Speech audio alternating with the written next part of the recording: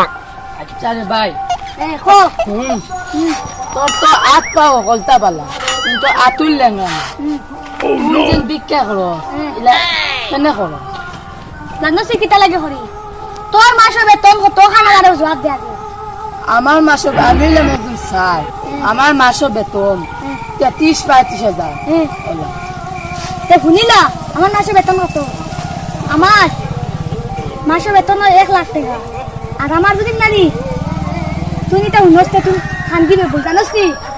আমার এলা তুই ই দেয় নানি এবলা তো আমার 50 লাখ টাকা আমার এমনি আয় আর আমার একটা করিবন যে বিল্ডিং গো মাইসরে আমি একটা দেই দিতে কি